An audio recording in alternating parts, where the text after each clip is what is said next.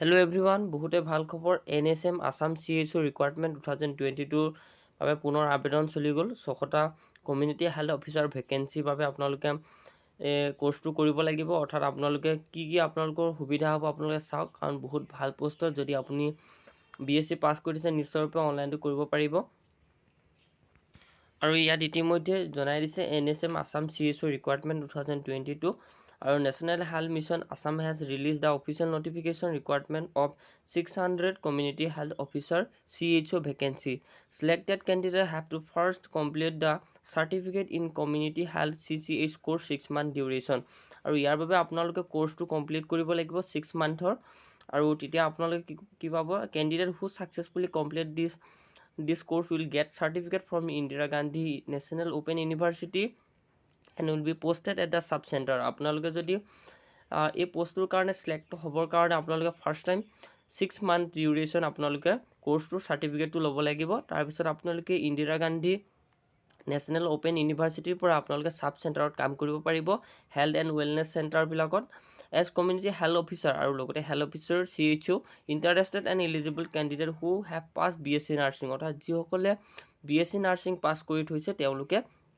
নিশ্চয়ৰূপে এই সাৰ্টিফিকেটখন লৈ পিনে তেওঁলোকে কাম কৰিব পাৰিব সাব চেণ্টাৰত আৰু কি ধৰণৰ আপোনালোকে পোষ্টৰ কাৰণে এলিজিবল হ'ব তাৰ বিষয়ে সকলোখিনি ডিটেইলছত বুজাই দিছো আৰু ফাৰ্স্ট অফ অল আপোনালোকৰ সাৰ্টিফিকেটটো নাম হৈছে name of course certificate in community health অৰ্থাৎ CCH বুলি কোৱা হয় আৰু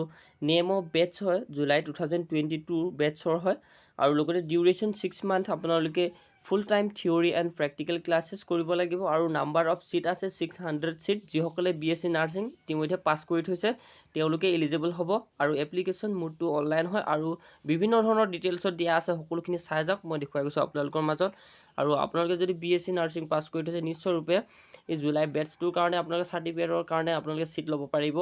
নিশ্চয়ৰূপে দেখুৱাই দিছো আপোনালোক কি কৰিব লাগিব আৰু ইতিমধ্যে অনলাইন সাবমিশন ডেটটো হৈছে 30 জুনত আপোনালোকৰ লাষ্ট ডেট হয় আপোনালোকে সাৰ্টিফিকেটটো কমপ্লিটলি লোৱাৰ পাছত অৰ্থাৎ কোৰ্সটো কৰিলে আপোনালোকৰ দৰমহা পাই থাকিব লগতে আপোনালোকৰ দৰমহা দি থাকিব কোৰ্সটো কৰি থাকোতে আৰু লগতে ইয়াত দি দিছে ফিমেল অৰ্থাৎ কি সাব চেণ্টাৰৰ কাৰণে ইয়াত দি দিছে আপোনালোকে চাওক primary health care team consisting of front line worker such as female health worker ANMs আৰু লগতে male health worker MPWS and ASHA working under the sub centre ইয়াত ইতিমধ্যে সকলোখিনি ডিটেইলছত জনাই দিছে আপোনালোকে সাৰ্টিফিকেটটো লোৱাৰ পাছত কি সাব চেণ্টাৰৰ কাৰণে আপোনালোকে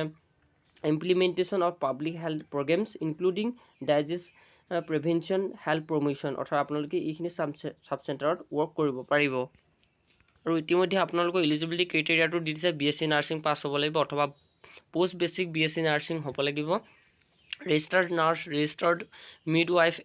RN RM from a recognized institute bachelor of science in nursing from a recognized institute or university আপোনালোকে চাই ল'ব অৰ্থাৎ GNM course pass যদি আপোনালোকে GNM course pass হয় তেতিয়া এপ্লাই কৰিব পাৰিব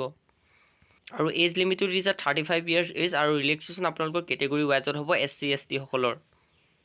আৰু লগতে আপোনালোকে কোৰ্সটো কৰাৰ পাছত দৰমহা পাই থাকিব কোৰ্সটো কৰি থাকোঁতে আৰু ইয়াত stipend rest 10,000 per month rest 10,000 per month for fooding লগিং for a maximum of 6 months আৰু ৰেমুনাৰেশ্যনবিলাক দি দিছে সকলোবিলাক চাই ল'ব আপোনালোকে সকলোখিনি আৰু কি কৰিব লাগিব এপ্লাইৰ কাৰণে সকলোখিনি ডিটেইলছ জনা আৰু আপোনালোকে এড্ৰেছ এটাত পঠিয়াব লাগিব অনলাইন কৰাৰ পাছত সেইখিনি আপোনালোকক দেখুৱাই দিছোঁ আৰু যেতিয়া আপোনাৰ 6 মান্থ কমপ্লিট কৰিব তেতিয়া আপোনালোকে এটা মেৰিট ওয়াইজৰ লিষ্ট দিব সেই লিষ্টটো আপোনালোকে কোৱালিফাই এক্সামিনেশ্যন সকলোখিনি ডিটেইলছ দিয়া থাকিব আৰু এপ্লাই কৰিবৰ কাৰণে আপোনালোকে কি কৰিব লাগিব ফাৰ্স্ট অফ অল আপোনালোকে এটা লিংক দি দিম এপ্লাই লিংকটো আপোনালোকে যাব আৰু nhm.assam.gov.in ত গৈ পিনে আপোনালোকে ফাৰ্স্ট টাইম গৈ পিনে আপোনালোকে ৱেবছাইট এটাত লগইন হ'বগে ৱেবছাইটটো যোৱাৰ পাছত অনলাইন এপ্লিকেশ্যনৰ ফৰ্ম এটা ওলাব আৰু এই ফৰ্মটো এপ্লাই কৰাৰ পাছত আপোনালোকৰ পাৰ্সোনেল ডিটেইলবিলাক এডুকেশ্যন কোৱালিফিকেশ্যনবিলাক সকলোবিলাক ফিলআপ কৰি আপোনালোকে সাবমিট অনলাইনত ক্লিক কৰিব লাগিব আৰু তাৰ পিছত অনলাইন কৰাৰ পাছত আপোনালোকৰ প্ৰিন্ট এটা ওলাব সেই প্ৰিন্টটো আপোনালোকে কি কৰিব লাগিব সকলোখিনি সাৰ্টিফিকেটখিনি আপলোড কৰাৰ পাছত আপোনালোকে এটা এড্ৰেছত পঠিয়াব লাগিব অফলাইন বেচিছত অৰ্থাৎ অনলাইন কৰাৰ পাছত আপোনালোকে যিটো প্ৰিন্ট আউট উলিয়াব সেই প্ৰিন্ট আউটটো উলিয়াৰ পাছত আপোনালোকে এই এড্ৰেছটোত আপোনালোকে পঠিয়াব লাগিব এড্ৰেছটো ইয়াত দি দিছে দ্য মিছন বুলি দিছে the mission director national health mission Saikia commercial complex আৰু খ্ৰীষ্টিয়ান বস্তি গুৱাহাটী আছাম পিন 781005 এই এড্ৰেছটোত আপোনালোকে পঠিয়াব লাগিব যিটো প্ৰিণ্ট কৰিব অৰ্থাৎ অনলাইন কৰাৰ পিছত আপোনাৰ প্ৰিণ্ট এটা ওলাব সেই প্ৰিণ্টটোত আপোনালোকে প্ৰিণ্টৰ যিটো কাগজ হয় সেই কাগজখিলা আপোনালোকে এই এড্ৰেছটোত পঠিয়াব লাগিব আৰু এডভাৰটাইজমেণ্ট ডিটেইলবিলাক সম্পূৰ্ণৰূপে আপোনালোকৰ মাজৰ যিটো ডেছক্ৰিপশ্যন বক্স হয় ভিডিঅ'ৰ ডেছক্ৰিপশ্যনৰ বক্সত গৈ আপোনালোকে মাজত গৈ পিনে চাব তাত আপোনালোকে এপ্লাই লিংকটো আৰু অফিচিয়েল যিটো এডভাৰটাইজমেণ্টৰ ডিটেইলটো আপোনালোকে পঢ়ি ল'ব পাৰিব তো ভিডিঅ'টো ইমানতে সমাপ্ত কৰিছোঁ নিশ্চয়ৰূপে আপোনালোকে চিটকেইটাৰ কাৰণে এপ্লাই কৰিব যিসকল BSc নাৰ্ছিং কৰি থৈছে অথবা GNMৰ কাৰণে তেওঁলোক পাছ কৰি থৈছে তেওঁলোকে নিশ্চয়ৰূপে এপ্লাই কৰিব পাৰিব আৰু এনেধৰণৰ ইনফৰ্মেশ্যন পাবলৈ আমাৰ চেনেলটো লাইক ছাবস্ক্ৰাইব শ্বেয়াৰ কৰি থৈ দিব সকলোখিনি গম পাই থাকিব